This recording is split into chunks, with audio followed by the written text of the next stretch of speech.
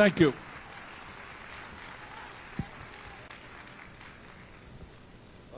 Let me begin by thanking Lawrence Franklin for his remarks and Representative Josh Adjutant for his support. Let me thank Janice Kelby for her support and the great work she does with the postal workers. Janice, thank you so much.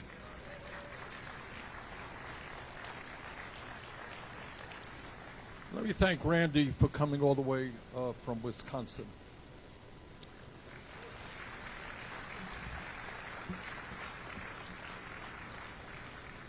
Randy played an enormously important role in the 2018 campaign because he announced against Paul Ryan, the Speaker of the House.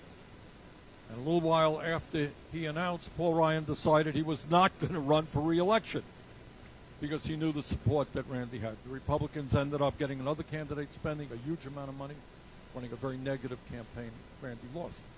But what Randy showed is that a working class person, a construction worker, could rally many thousands of people in his district to stand up against the oligarchy, to stand up for justice. And the end result of all of that is Democrats regain control of the House. Randy played a role in that. Randy, thanks so much for what you did.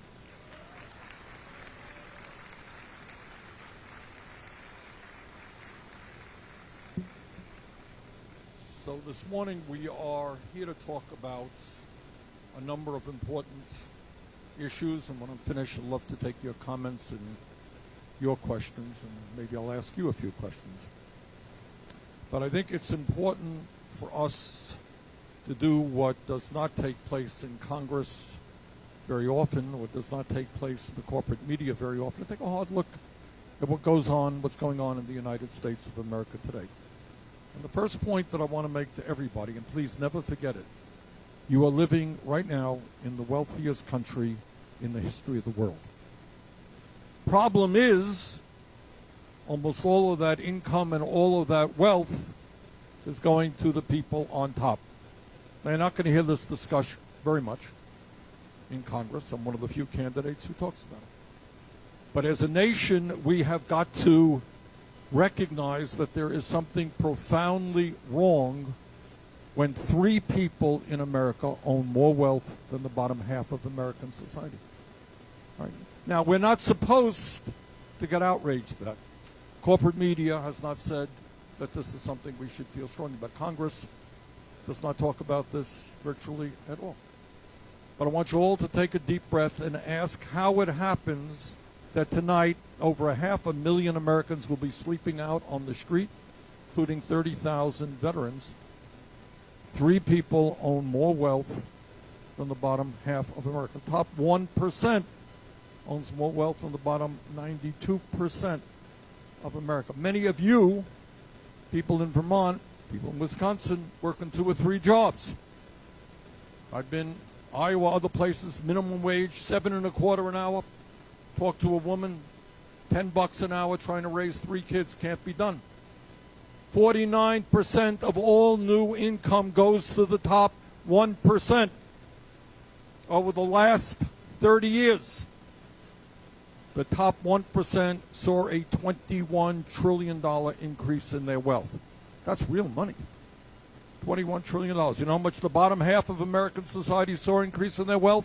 Anybody know? Not a nickel. Went down.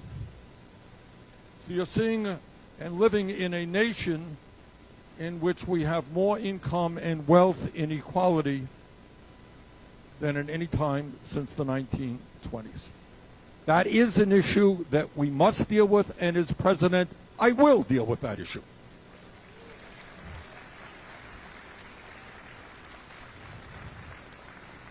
And our job at a time, and I want you to think about this, when you got major profitable corporations like Amazon made $11 billion in profit last year. You know how much they paid in federal income taxes? 0, less than you did. FedEx paid 0. And not only do some of these corporations pay 0, they actually get a whole lot of subsidies from the taxpayers of this country. Walmart, owned by the wealthiest family in this country, pays its workers starvation wages. Many of those workers are forced to go on Medicaid or food stamps or public housing. Who pays for that health care for those workers? You do. So this is what goes on. Rich get richer, receive massive subsidies, and the wealthiest family in this country gets essentially subsidized by working families in the middle class. That's a dynamic that we have to change. But it's not only the economy. Talk about the political system that we are now living under. Just the other day, it was announced that one of the wealthiest people in this country has decided that he wants to run for president. That's fine. Many of you would like to run for president. But probably most of you are not going to put a couple of $100 million into TV ads. All right? But this is a symptom of the problem that we have, of the power of the billionaire class. Mr. Bloomberg, to the best of my knowledge, has very little grassroots support. But he has decided, because he's worth $55 billion, that he can run for president of the United States and spend more money on TV ads, I suspect, than any candidate in the history of the United States. So what our job is to fight for democracy.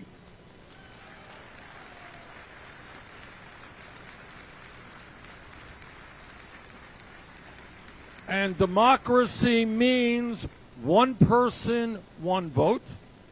Democracy means overturning citizens united. Democracy means that billionaires cannot buy elections. Democracy means we move to public funding of elections.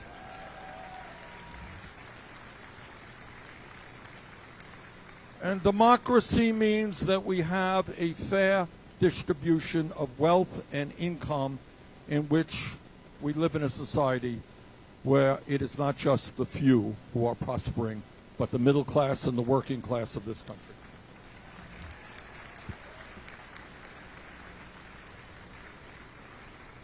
Now, it's not just me. I think America owes a real debt of gratitude to the people of New Hampshire, because you have helped change not only the conversation about politics in America, but the reality of policy in America.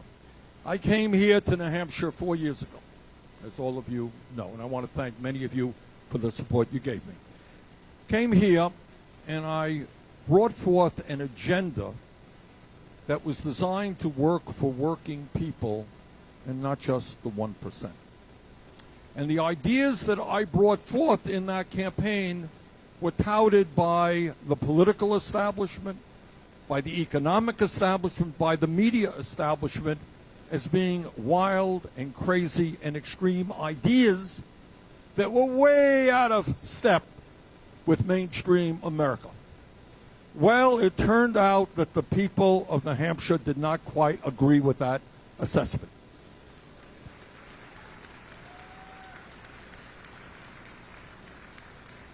So when we talked about raising the minimum wage to a living wage of $15 an hour, people in New Hampshire said, that's a pretty good idea.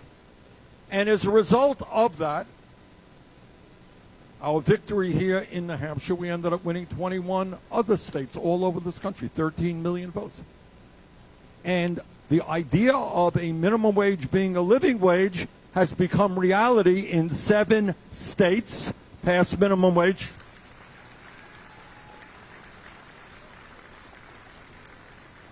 And I hope Vermont and New Hampshire follow suit. And the U.S. House of Representatives last year voted to support the bill that I introduced in the Senate to $15 an hour. In other words, the people spoke. And what seemed like a wild and unachievable idea was achieved and has growing momentum all over this country. So together, when we talk about an agenda that works for working people, what we are saying is if you work 40 hours a week, you should not live in poverty. All right? It's not a radical idea. And that means a minimum wage of at least $15 an hour. And also, it means equal pay for equal work.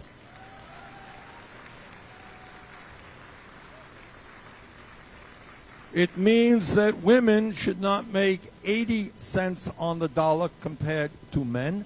They should make the whole damn dollar.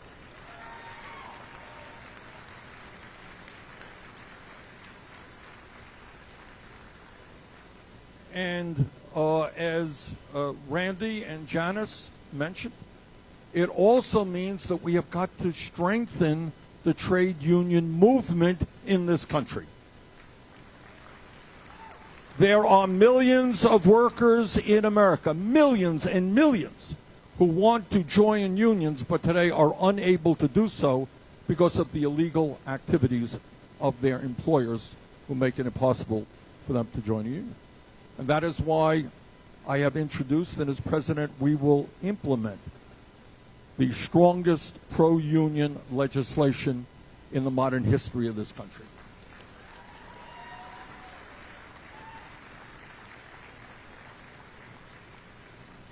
Four years ago, I came to New Hampshire and I said, maybe we should rethink the concept of free public education.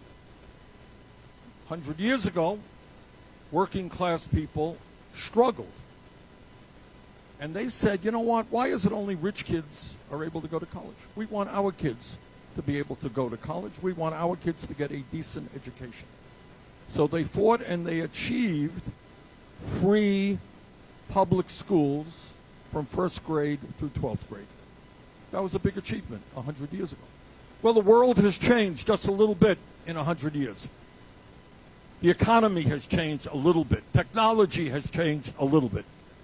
To my mind, what we have got to do now is when we talk about free public education, which I very strongly support, we have got to make that free public education include public colleges and universities.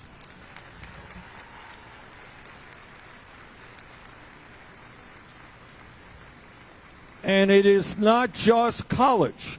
It is the trade schools that young people need to become carpenters and sheet metal workers and plumbers and the other good jobs that are out there.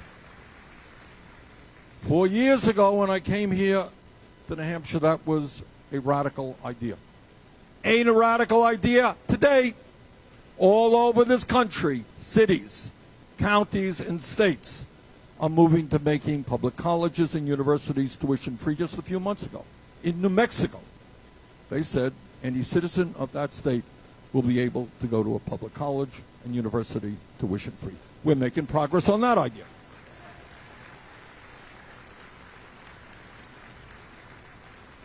But when we talk about education, it's not just higher education, it is, I see some little kids here, it is preschool child care. What's the story with child care in New Hampshire and America? Is it affordable? Is it quality? No, it's a disgrace in New Hampshire, in Vermont, and all over this country. Just came back from California, same story there. Now think about it for a second when you think about national priorities. If you love our country, and many of my Republican friends have these huge flags for how much they love America, if you love America, you love the children of America.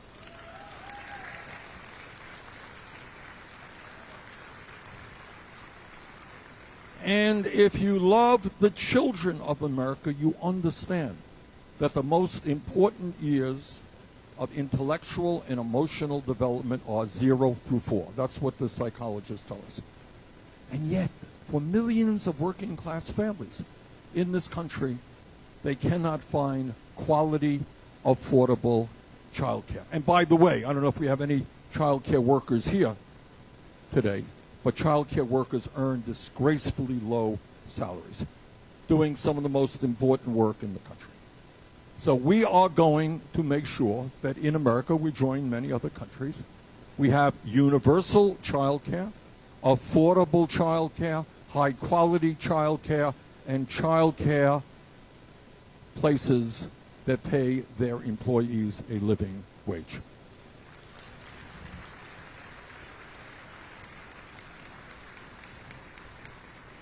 We are going to substantially increase funding for public education in America, especially Title I schools, where we're going to triple funding.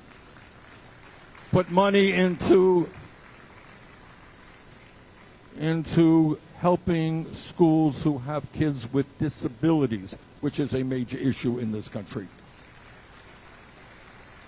And again, what our campaign is about is asking folks to think outside of the box.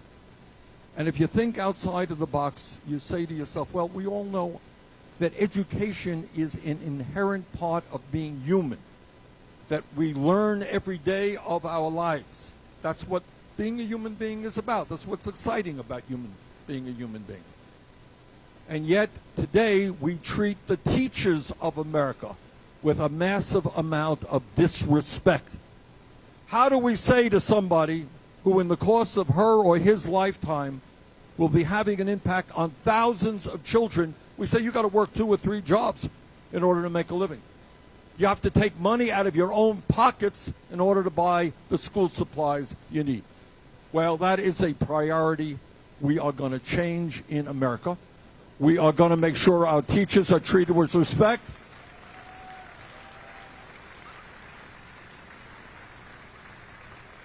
And I want young people here in New Hampshire and Vermont and all over this country, when they're in college, to say, you know what, maybe the most important thing that I can do with my life is become a teacher. And I'm going to be proud to be a teacher, okay? We want the best and the brightest to go into teaching, and they must be receiving decent compensation of at least $60,000 a year. That's only right.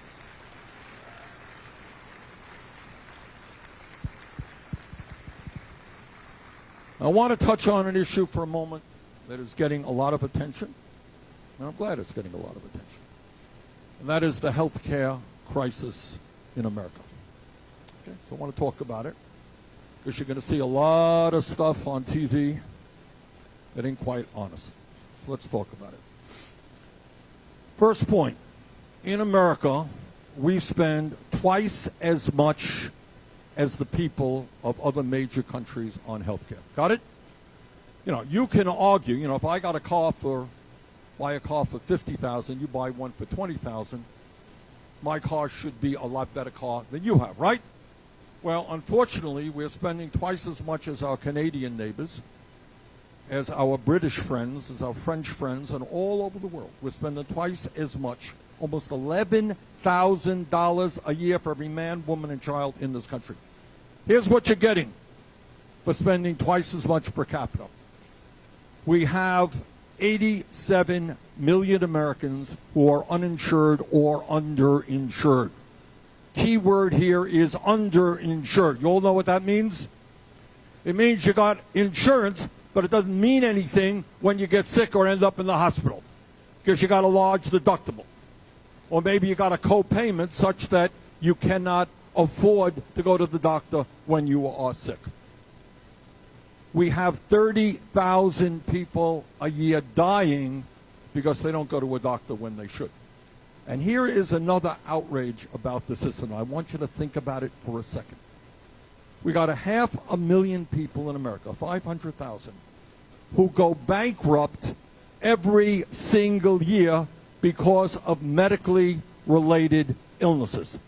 Think about this for 1 second, about the absurdity and cruelty of the current system. You're feeling poor. You're not feeling well. You go to the doctor. Doctor says, I'm very sorry to have to tell you you have cancer. What happens in your mind? Or some other terrible illness? You're thinking about, okay, what doctor will I go to? What hospital will I go to? What kind of treatment will I go to? What kind of medicine? You got 1,000 things that are racing through your minds about how you're going to get well. You should not have to worry about whether your family is going to be financially ruined because you were diagnosed with cancer or heart disease or Alzheimer's or something else. That is unbelievably cruel. 500,000 people. And you got other people who don't go bankrupt, whose credit scores are shot because they are too late in paying off their medical bills. All right. What does Medicare-for-all mean? Because there's some confusion about it. This is what I'm fighting for. We're going to expand on what the Canadians do. And this is what it means. It means you and your employer are no longer going to be paying any premiums. It's gone. To my mind, a premium is a tax to an insurance company. A couple of months ago, I was in New Hampshire. I think it was in Manchester. We were talking to a woman in her 50s. She was paying $1,700 a month in premiums. And she had serious problems. She had a whole lot of prescription drug costs she was also incurring. All right? We're going to get rid of premiums. We're going to get rid of co-payments. We're going to get rid of deductibles. Now, you stop and you think about a deductible. What an insane idea that is. All right, what are deductibles? Right here, tell me. What are some of the deductibles people in this room are dealing with? $3,000. What did I hear? $7,000. $6,000. It's like an auction here. All right. What do I hear now? Highest bid. But it's not funny. What it means is that if you're a working class person, it means that if you have a $5,000 deductible, $10,000 deductible, you cannot, in many instances, afford to go to the doctor because the first $5,000 or $10,000 is coming right out of your pocket. So if you get hit by a truck, yeah, the insurance may kick in. But you can't go to a doctor when you need to. We're going to get rid of the concept of deductible. All right.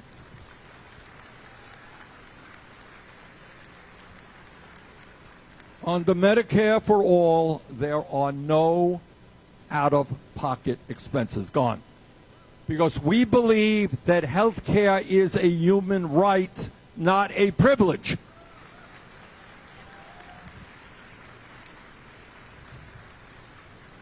So, you go to any doctor you want, same doctor you're going to. This is not a government takeover of the health care system.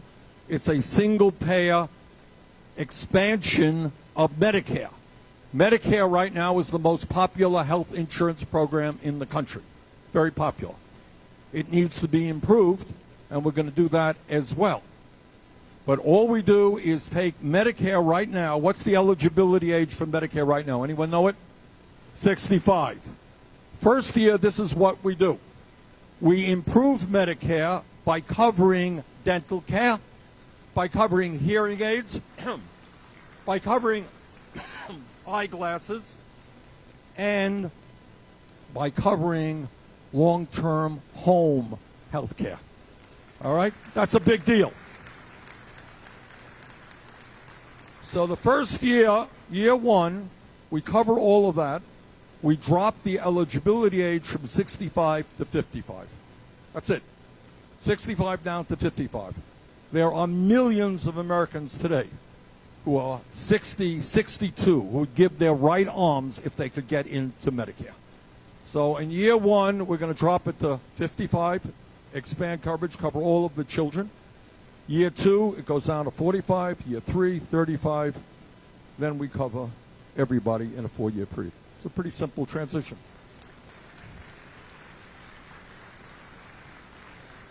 Now, is what I am talking about a radical pie-in-the-sky idea? What do you think? Is it? Am I being radical? All right, when you are in Canada, there was a piece in the Washington Post the other day.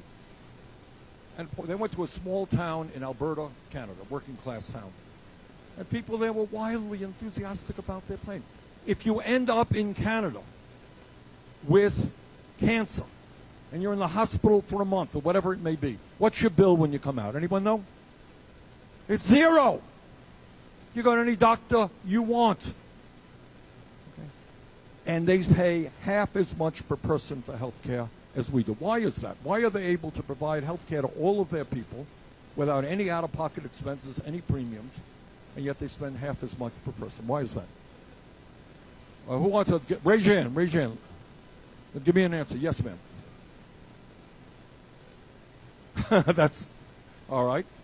Greedy is the word. Yes, ma'am. Right. What is the function now of the current healthcare system in America? Is it to provide quality care to all? What's its function? Profit. This woman here got it right. Profit. And by the way, for the insurance companies and the drug companies, the system is working great. All right? Right last year, while many of you cannot afford the prescription drugs that you need, the 6 major companies, drug companies, made $69 billion in profits. How's that? They're doing great. They pay their CEOs outrageous compensation packages. A number of months ago, I went to Windsor, Ontario with a group of folks from the Midwest who have diabetes and need insulin. Anyone know the difference in price in Canada for insulin as opposed to the United States? That's right. We pay 10 times more for insulin. 10 times. Can you believe? For the same exact product made by the same company. Why is that? How come we pay 10 times more? And believe me, the drug companies make money in Canada. There are other, let me get to other. You know all the answers. Let me see if other people know the answer. Why is that? Yes, ma'am. That's right. Corporations own our government. Now, today, let's say you got to go to the pharmacist. You got to refill a prescription. You walk in there, and the pharmacist says, sorry, cost of your medicine has gone up by 3 times. Anything you can do about it? No. Right now, it is absolutely legal for the drug companies to charge you any price they want for the medicine you need. And the answer is exactly what this woman said. The reason for that is that, by the way, over the last 30 years, the pharmaceutical industry has spent $4 billion on lobbying and campaign contributions. How's that? And that was they got a good return on their investment. What's $4 billion when you can make $69 billion in 1 year? All right, so they're doing just great. On drug after drug, you are paying 5 times more, 8 times more. It's not just Canada. Canada's prescription drug prices are fairly high. Europe is even lower than Canada. All right, so we are going to take on not only the greed, and I want to get to the opioids. Somebody said something about opioids. And I want to stay with you because this talks about the corruption that exists in this country. We're not only taking on Trump and the Republican Party, we are taking on the greed and the corruption of the corporate elite. All right, so when we talk about drug prices, there is massive price fixing that is going on. We will have an attorney general who will end that price fixing.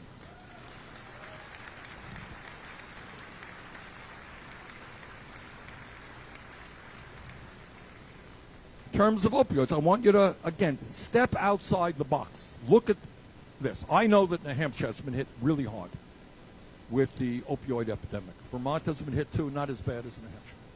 Midwest, terrible as well. We have lost God knows how many tens of thousands of people because of this epidemic. Now, here is the point. I want you to think about the value system of the pharmaceutical industry.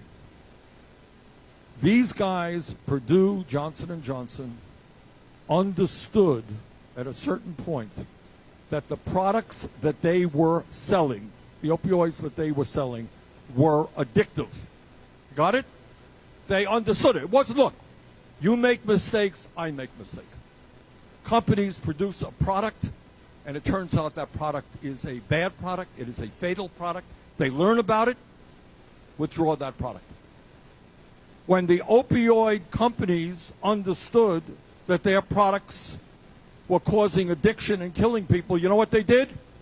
They hired more salesmen in order to sell more product.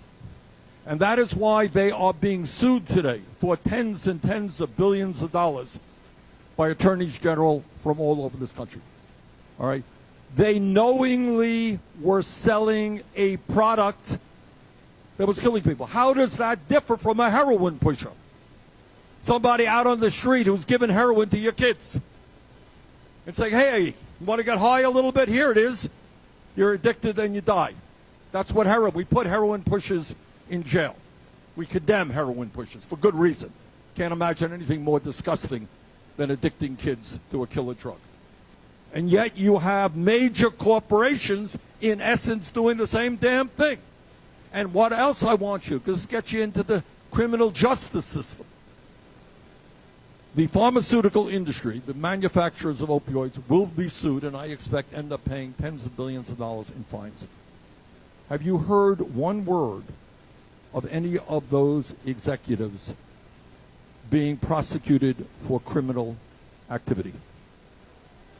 Did you hear one word for the crooks on Wall Street 11 years ago that destroyed our economy, who paid billions in fines, being prosecuted for criminal activity? So some kid out here in Franklin or someplace sells marijuana, that kid can get a criminal record. But if you're a CEO of a large corporation, you don't get a criminal record. That is a two-tiered criminal justice system. But here is the point. This is what we are up against. And what makes this campaign a little bit different than other campaigns. We're not just taking on Republicans. We're not just taking on the establishment Democrats. We are taking on the greed and corruption of the drug companies, of the insurance companies, of Wall Street, of the fossil fuel industry, military industrial complex, prison industrial complex. We are taking them on. And let me switch gear because it's kind of the same discussion. Let me talk about climate change for a moment. Did the fossil fuel industry understand a number of years ago that the carbon that they were producing in the oil, gas, coal industry was causing climate change and helping to destroy the planet? Did they know that? They knew it. They knew it. Again, if they were producing a product and they said, you know, we didn't know it, their scientists at ExxonMobil told them exactly what was happening. You know what they did?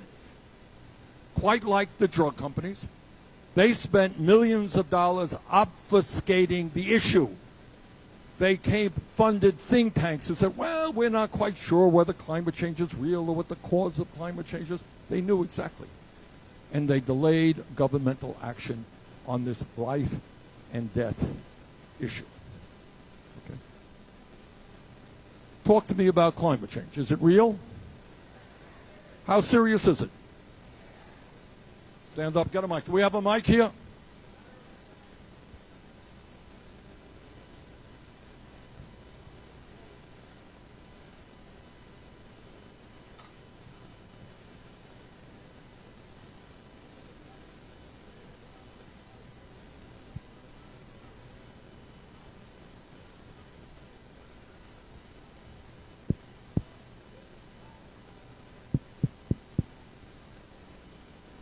Right.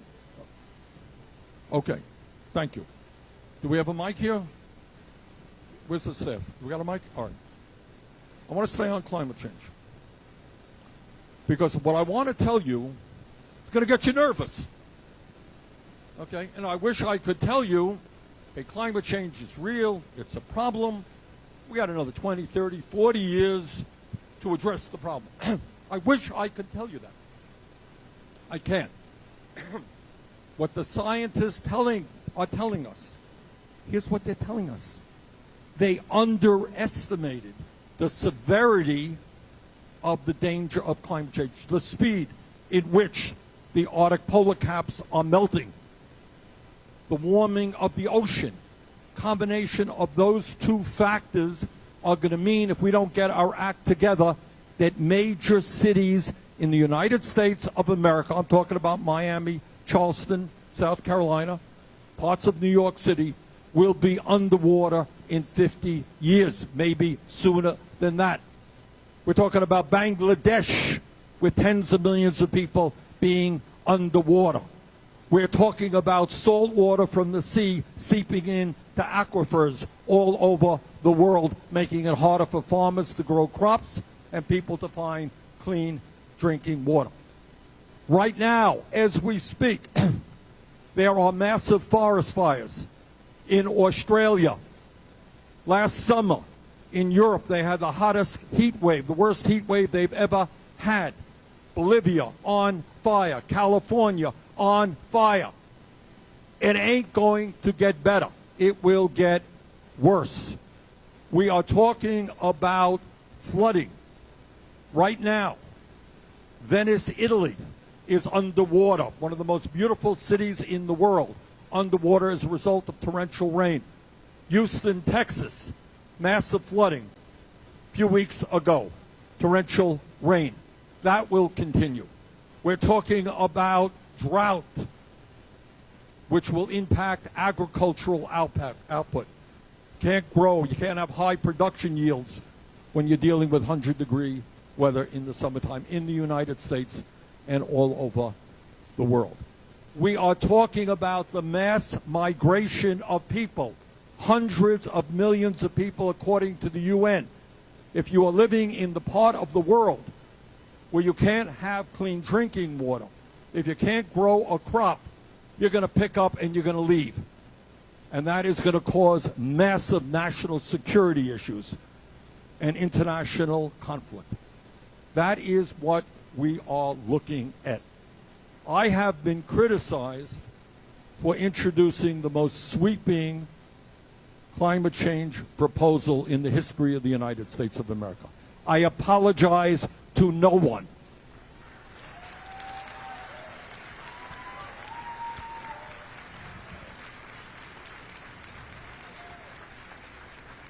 It is a $16 trillion proposal over a 10-year period. It is based on the concept of the Green New Deal. I wish that I could tell you that there was an easier way to save this planet, but there isn't. We are going to have to transform our energy system in an incredibly rapid way, away from fossil fuel into energy efficiency and sustainable energy. And as president, our message is to the fossil fuel industry is that your short-term profits are not more important than the future of this planet and the needs of our children and our grandchildren.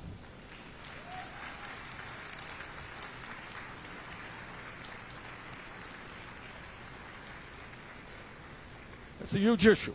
It is a huge issue. And some of the other issues that are out there, immigration reform, we will move forward rapidly to make sure that the 1.8 million young people in the DACA program and their parents receive the legal protection that they should. Will undo what Trump has done.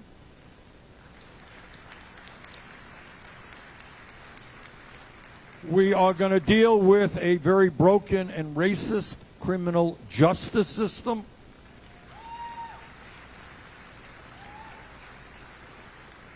I want you all, I ask you to think big. Ask yourselves, how does it happen that we have more people in jail today than any other country on earth?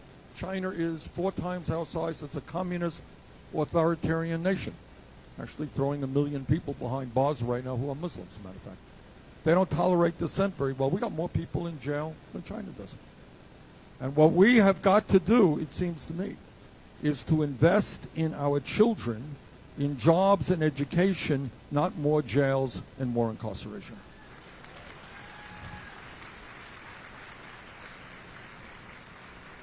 And together, a lot of things about criminal justice, but just briefly, we're going to end the war on drugs and legalize marijuana in every state in this country.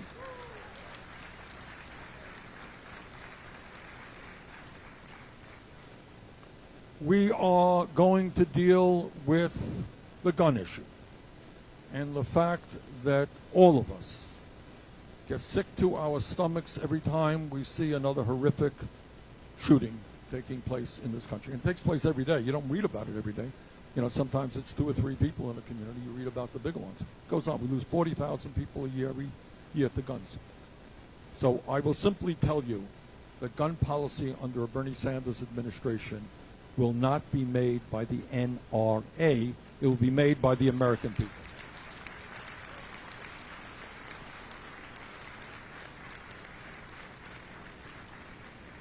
And Right now, as I think all of you are aware, there is a massive attack going on against women's rights. And I get really disgusted when I hear my so-called conservative colleagues in the Congress say that they believe in small government. They believe in getting the government out of the lives of the American people. That's a reasonable proposition. Get the government out of the lives. Do what you want to do. Except if you are a woman who wants to control her own body.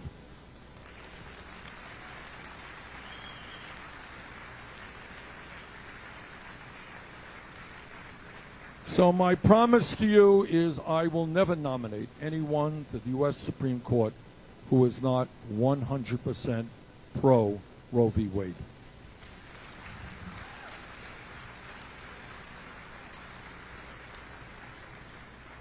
All right, I have gone on longer than I should have.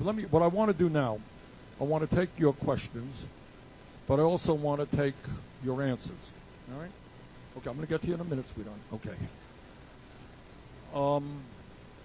What I want to do, I'm trying to think about a couple of things.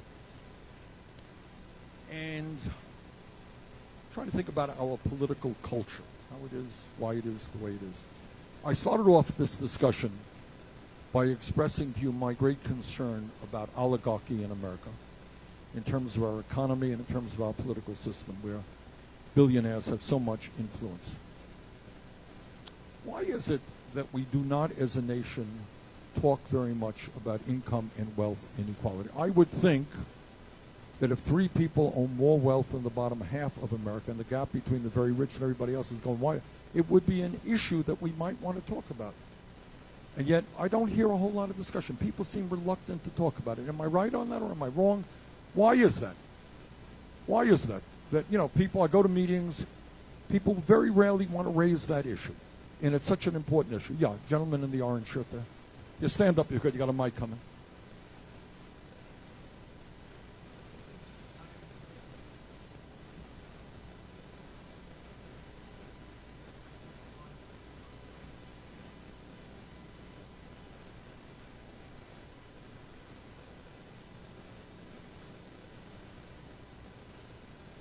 Okay. My father came to this country from Poland at the age of 17 without a nickel in his pocket. He never made any money. We grew up in a rent-controlled apartment. He worked. We weren't poor, but we never had any money. Should I be embarrassed about my father? Should we be embarrassed or ashamed that we got working-class families who were working 2 or 3 jobs? No, we should not be. You see, and I think this is an issue. I think the gentleman there made a good point. It's an issue that we have got to deal with. If we are embarrassed that our families don't have a lot of money, if somehow we think that Trump and his billionaire friends are just wonderful heroes because they have lied and cheated in some, not all, but in many cases, I'm talking about the drug companies here before, making billions, killing people. All right? We need to be rethinking our value system a little bit. If you have a teacher in this school who's worked 30 years educating kids, you know what? I think that teacher is a heroine or a hero. I think that person is somebody we should be very, very proud of for what they have done with their lives, no matter how much money they are making. Well, we got postal workers here who deliver in the mail, rain or snow. That's what they do. Proud of those people, the nurses out there and so forth. All right, just a little bit more. Comment on income and wealth inequality and why we don't talk about it. Anyone have any other thoughts on that? See, we're reluctant to talk about it. All right, we got someone over there. Yes, ma'am. Can we get her a mic?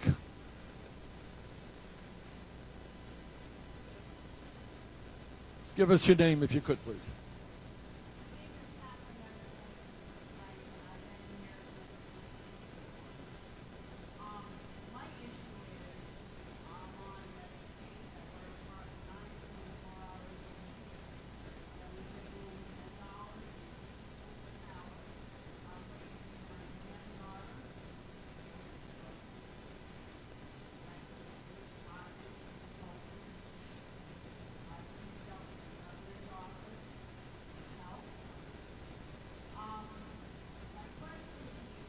Okay, I wanted...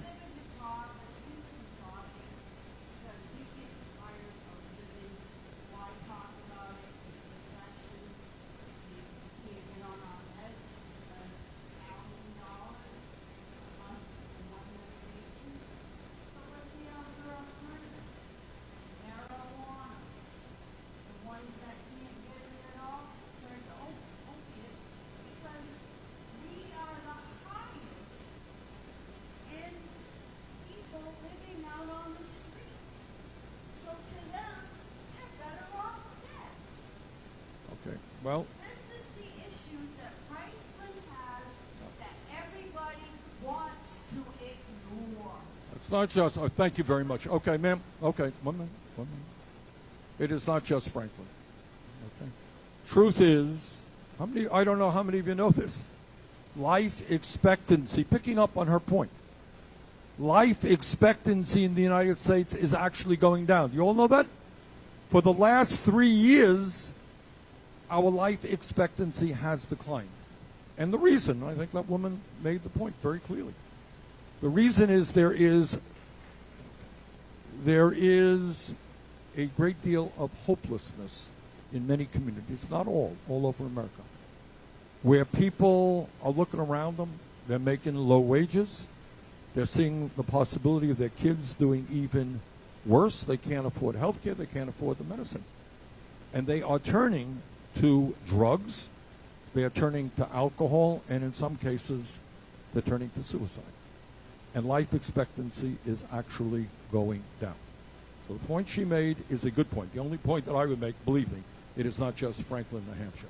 It's going on in many, many parts of the country. Okay, who has a question for me? Okay, one at a time, sir. Okay, I got a young lady over here. This is the future generation. Now turn around and face folks. All right, you can face me, whatever you want. I'm Ellie, and I'm in 5th grade. I want to go to college, maybe Juilliard, and I'm already scared that my debt will take over. How are you going to fix the student debt? All right. By the time you get to college, if I'm president, there will not be student debt in America. All right?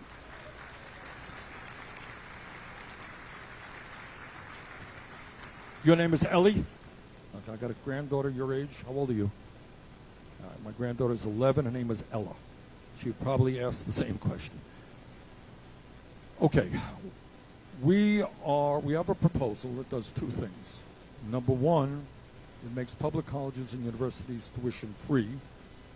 Two, it puts a lot of money into Pell Grants and other federal aid if you want to go to a private institution like Juilliard, a great music school.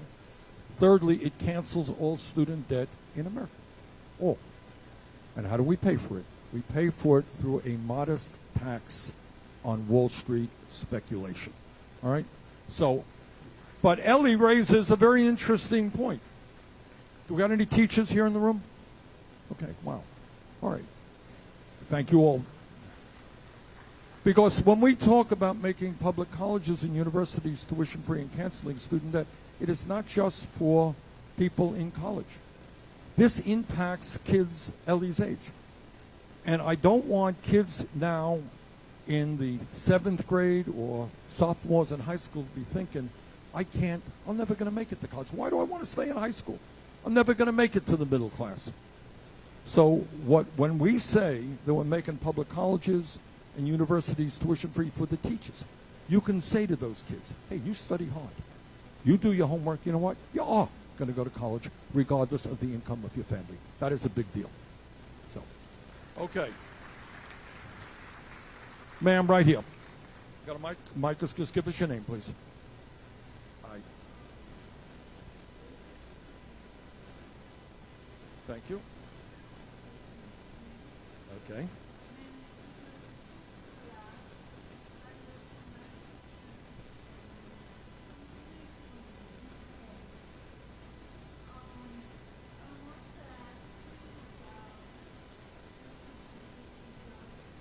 Yes.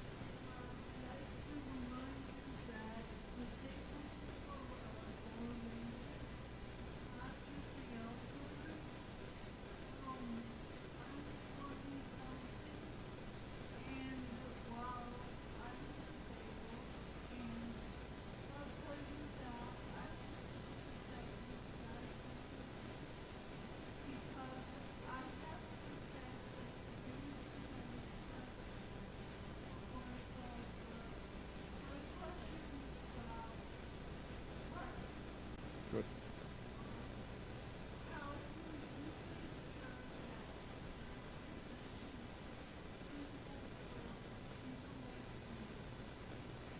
Elizabeth, thank you very much for that important question.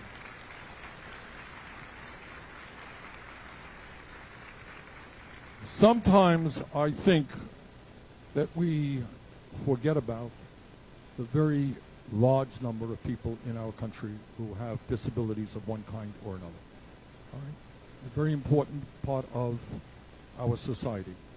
So what we are going to do is a couple of things. We're going to create jobs, and we're going to make sure that people with disabilities get paid the kind of wages that they deserve and are not discriminated against. You're right. We are also going to substantially increase funding for the IDEA program for our schools.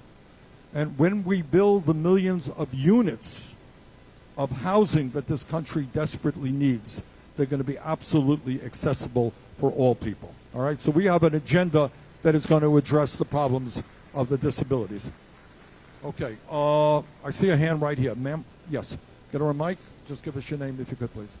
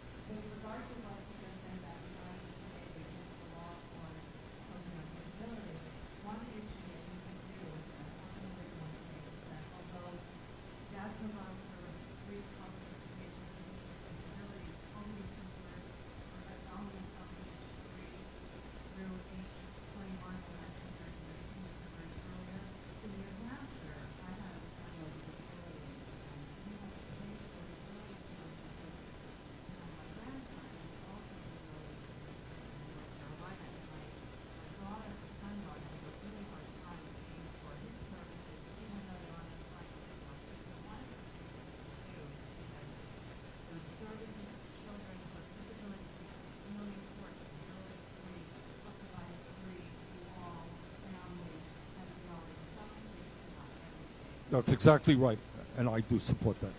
So my question actually is on a priority that you haven't talked about, which is the billions of dollars that we spend in military spending. We didn't spend so much money on nuclear weapons. We've been providing for hostages, housing, all of this. So a couple of years ago, the United Nations passed a treaty to prohibit and abolish nuclear weapons.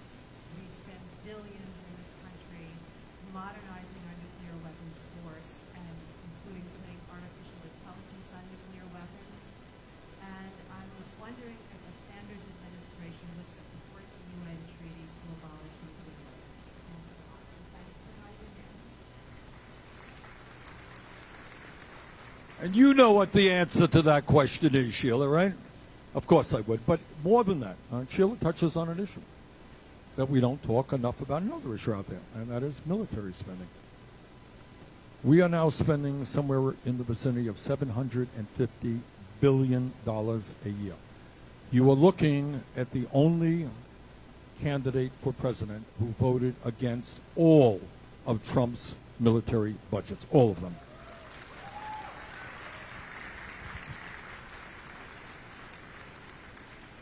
And I'll tell you this, it seems to me, obviously we want and need a strong defense.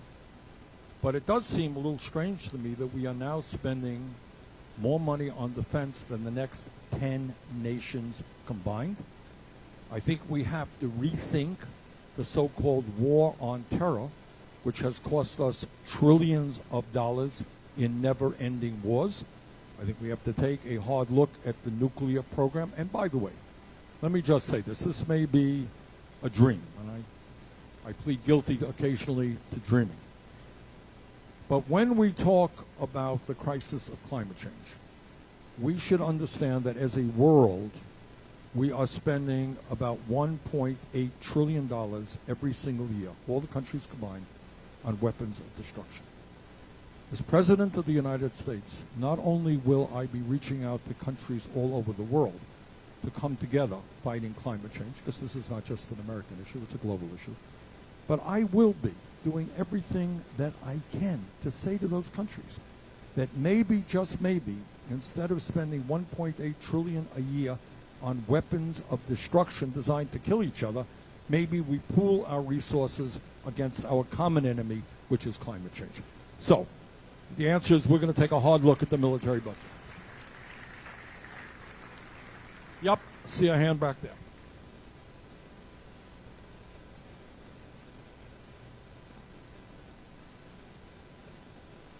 If you could stand up and give us your name, please.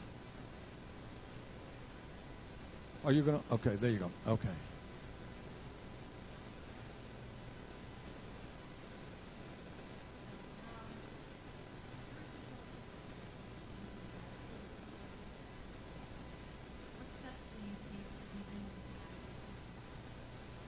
Well, I'll tell you what I will do. There's somebody, A, who's Jewish, B, who is a young man, lived in Israel on a kibbutz for a number of months.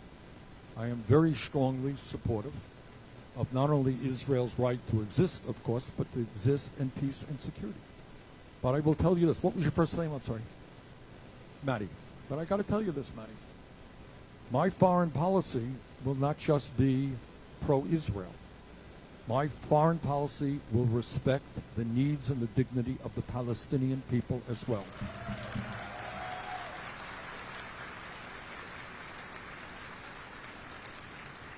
And right now, Maddie, as you may know, the Prime Minister of Israel, Mr. Netanyahu, is not only, in my view, a racist, okay, but he is also under indictment for bribery charges, etc. So there should be no confusion about this issue. One can be pro-Israel. I am pro-Israel.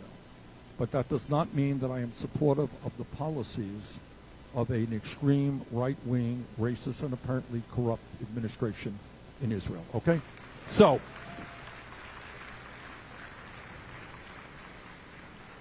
what we need to do, Israel has accomplished just enormous things since its formation.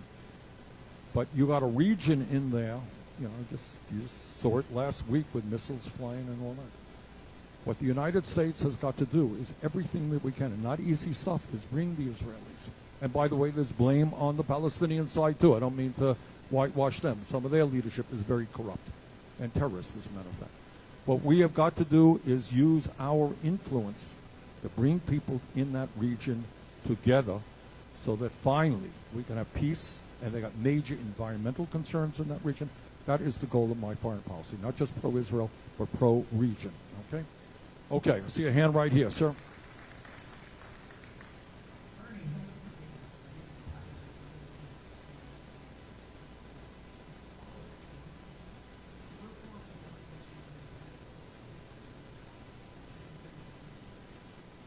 Well, this is what I will tell you. I don't know, I'm going to be going to Gaza tomorrow. I'm just kind of going to Iowa, New Hampshire, and South Carolina, and Nevada, California. But I appreciate you doing that. And I'll tell you why. Maddie, and I want you to hear this, because in Gaza right now, you got a humanitarian disaster. Not only do you have a humanitarian disaster, what is the youth unemployment there, 70% or something? 70%. You got people who cannot literally leave that area. They can't get out of that confinement legally. And that's just not sustainable. It'll be continuing to boil over. And so I appreciate your doing that. And, I think the United States has got to be paying a lot more attention to that crisis than it currently does. So I won't be joining you, but as president, that is an issue we will work very hard on. Okay, see a hand right here. Thanks, Senator Sanders. My question, the conflict in North Korea 50 years ago ended with a one-year armistice and not an official peace treaty.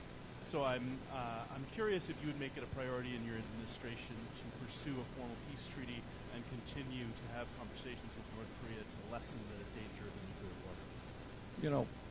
North Korea is a very, very difficult issue. As you indicated, it's been going on for 50 years here. I criticize Trump for everything, but I have not criticized them for trying to meet with Kim Jong-un. They have nuclear capabilities. Their missile system is being developed every day and becoming more powerful. So we've got to do something. It is a very difficult regime. And, it's difficult for Trump, it was difficult for Obama, difficult for those who came before him. You've got folks who are very isolated. It is hard to trust them, hard to take their word from it, but they do have nuclear weapons. So all I can tell you is, we've got to do everything that we can to address the threat of a nuclear North Korea, which, my God, it's a real danger. Seoul, Korea is a few miles away from them. So the answer is we will do everything that we can. It is a real, real danger. Okay, gentleman over there, yes. Hi, my name's Tim Willard. I'm from Tilton, New England. Tim? One town over there. I'm not sure if people are aware of it. I read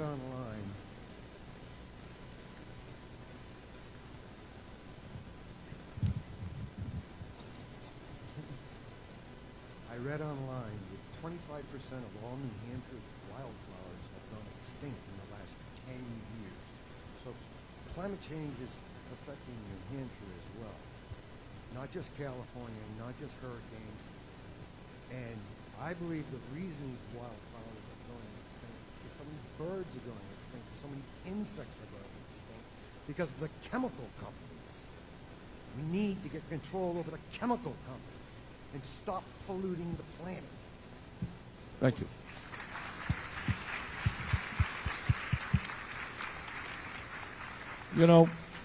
Believe me, I think the point that Tim, is that your name? Tim makes, look, you don't have to have a PhD in botany or anything else to understand the interconnectedness of nature. And if bees get wiped out, that has an impact on everything. Right now in New Hampshire, your moose population, as I understand it, is suffering. You know why? Because the warmer weather, there are more ticks. And ticks are draining the blood out of moose in Vermont as well. But everything is connected to everything. And it's not just climate change. You're right. It is what the chemical companies, and it is beyond belief that we have a president of the United States today who not only thinks that climate change is a hoax, but is deregulating industry after industry and weakening the EPA's regulatory capabilities. So you raise a right issue. This plan, I read someplace, and again, who knows, but I read someplace where a significant part of wild animals are now becoming extinct. Think about that. Beautiful wild animals. And again, they get extinct, that impacts everything else. So we need to understand that the planet we are living in is becoming smaller and smaller and more endangered. It's endangered from climate change. It is endangered from pollution. There are God knows how many kids in this country who are coming down from asthma by breathing bad water, by breathing bad air, all over this country. I'm as amazed. I don't know if all of you know this. Everybody knows about Flint, Michigan, and the water crisis there. Do you think it's only Flint, Michigan? You are underestimating the severity of the water crisis all over this country. People turning on their water, they ain't not getting clean drinking water. All right, maybe a couple of more questions. I'm going to go over here. Yes, ma'am. Hi, Bernie. It's wonderful to meet you. I'm a former Vermonter, and my 92-year-old dad is still living in Rutland, and we're both avid Bernie fans. In answer to your first question about why people don't discuss the difference in money, I would say that people have given up because there's so many things against them. All the voices are speaking for the money interests, not for the people.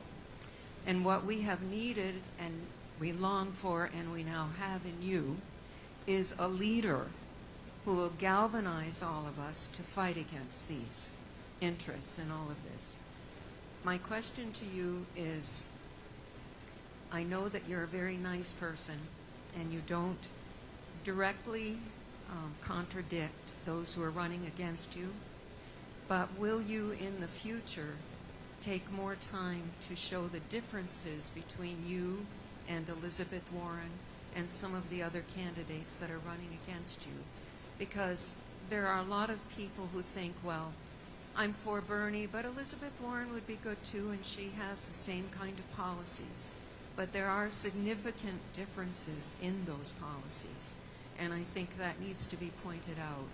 And also the other fear that I have is we know that those special interests are going to try very hard to suppress the vote, to cheat, and to lie and to steal votes. And I wondered if you have a plan this time to prevent that from happening. Thank you. Thank you.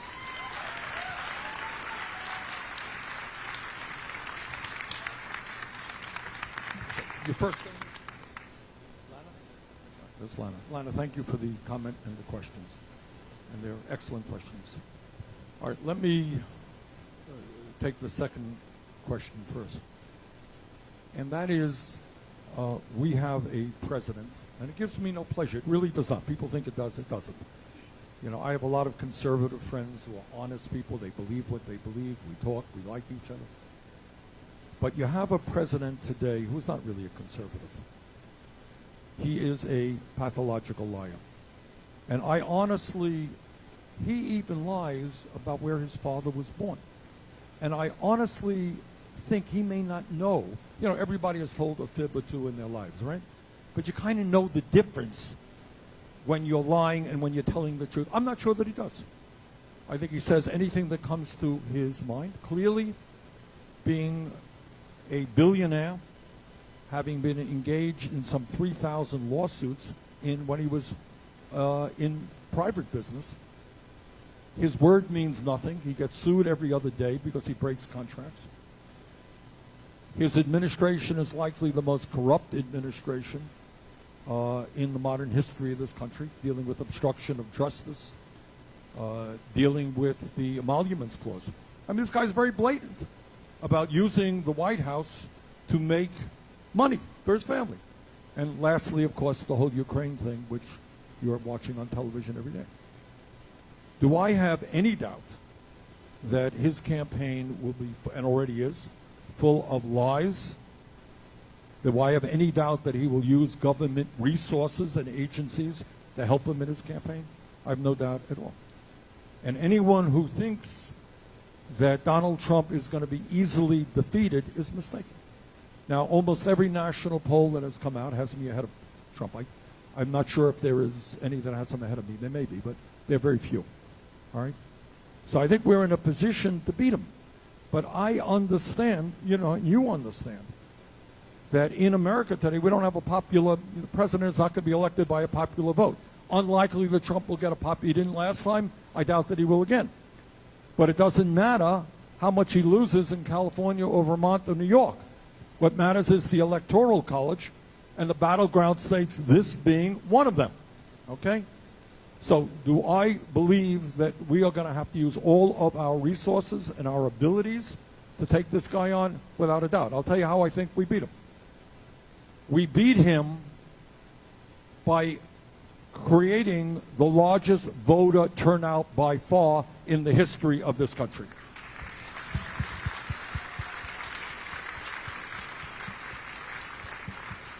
And we are working very hard, and my staff here in New Hampshire and all over this country is working hard to reach out to what we call non-traditional voters.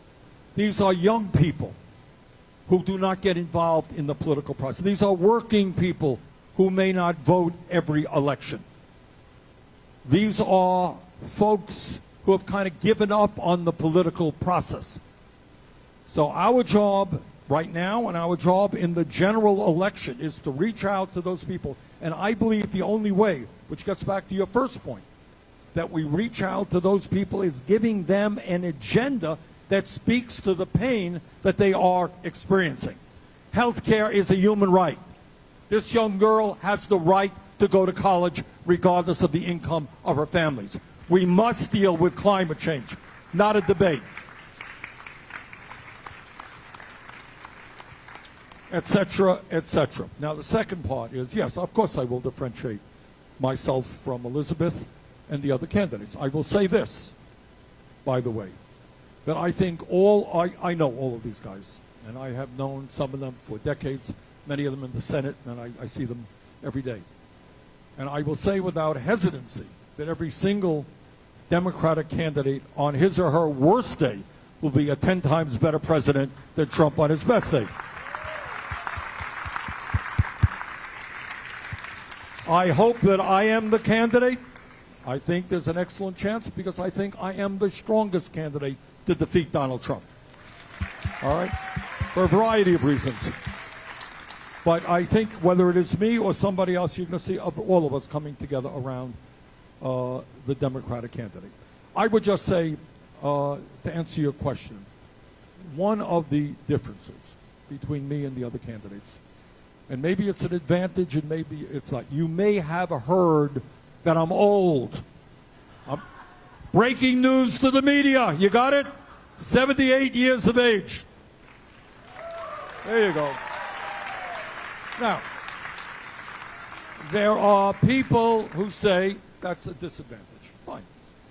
But I think, I'll tell you where I think that it is an advantage, and it's the point that you made. Look, candidates come, they do polling, they look around, they say, what's the popular issue over here? Oh, I'm going to come up with that issue today. All right. I have been doing this stuff for many decades. And the stuff that I'm telling you today is what I told people in Vermont 30 years ago. All right?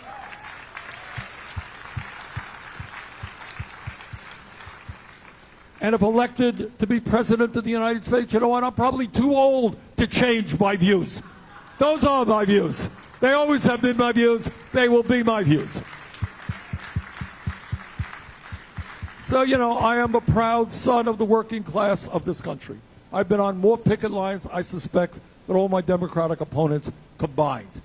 Okay? I'm the son of an immigrant. I know something about immigrant experience. So I am who I am. Not everybody in New Hampshire agrees with who I am. I got that.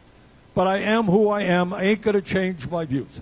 I have taken in my career for decades, I'm trying to think now, 20 years ago, Jenny Nelson is here. Jenny worked for me many years in agriculture. Was it 20 years ago we went to Canada with women with breast cancer from northern Vermont to buy a breast cancer drug, tamoxifen, for 1/10 of the damn price that they were selling in Vermont and in America. I've been taking on these crooks for decades. I will take them on when I'm in the White House.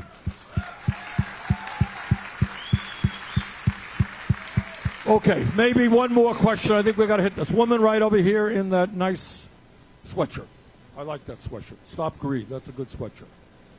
Welcome, Bernie, and thank you for being here. My name is Karen Olmer-Dorsch, and the question I have for you, we have talked about the young, Yes. but I would like to know your vision of helping Americans live independently Good. in their communities as they age. Karen, thank you so much for that question. And let me say a word. I'm going to answer that question, but I want to broaden it a little bit. We have, you know, there are some people who think all the elderly people are rich and doing fantastic. Trust me, that ain't the case. All right? You know that, Karen. Right now, there is, I will give Mitch McConnell, I don't give him credit for a lot. But Mitch, if he were here today, would acknowledge to you that he wants to cut Social Security, Medicare, and Medicaid. That's what he says publicly. Paul Ryan was very clear about the same thing. All right? What I believe is that we have got to expand Social Security. We have to expand the programs in Medicare to cover hearing aids, dental care, dentures, eyeglasses. And to raise and deal with your issue, we have got to make home health care as part of Medicare. All right? What Karen is saying, I believe, is this is a real crisis. You got people either with disabilities or people who are older, who have lived in a home for their whole lives, right? And what we do now is, in a sense, we're almost pushing them out into a nursing home, which, that's a whole other issue. I mean, it's often a place that they are not comfortable in. Sometimes they don't stay alive very often for long periods of time in that nursing home. So many of the elderly and people with disabilities would prefer to stay in their homes. but they don't have the help that they need. They need somebody to come in to do some cooking, right? They need somebody to come in and make the beds. They need somebody maybe to help them take a bath or to do other basic things. Medicare-for-all covers long-term home health care for exactly the reason that you mentioned. I want people to be able to stay in their homes, get the care they need, rather than forcing them out into nursing homes. All right.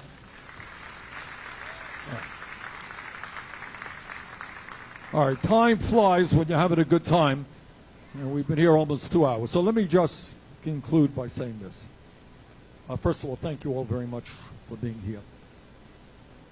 Our campaign differs from others in the sense not only that I want to win in New Hampshire and that I want to win the Democratic nomination and that I want to beat Trump. That goes without saying.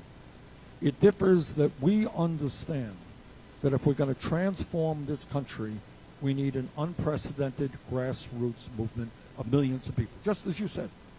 People who now develop the consciousness that as working class people, they are entitled to decent wages. They are entitled to health care, entitled to housing, entitled to know that their kids are going to get a decent education. We want that consciousness to grow. And that's what this campaign is about. And when that consciousness grows and people understand that we can and must have an economy and a government that works for all and not just wealthy campaign contributors, that is the political revolution that we're fighting for. Now, at the end of the day, I will tell you, as a United States Senator, that the top 1% are incredibly powerful. No ifs, buts, and maybes. They own the economy. They have significant impact in the political process. They own the media. They're very powerful people. But the truth is that 99% is a heck of a lot bigger number than 1%. And if we stand together, and not allow Trump and his friends to divide us up by the color of our skin or where we were born or our sexual orientation or our religion, if we stand together, we will not only defeat Trump, we're going to transform this country. Thank you so much for being here.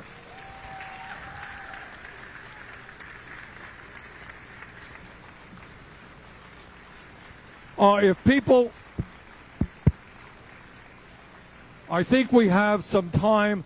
If people would like to do a quick selfie up here, I think, Jesse, we have some time to do that? Okay, let's do it.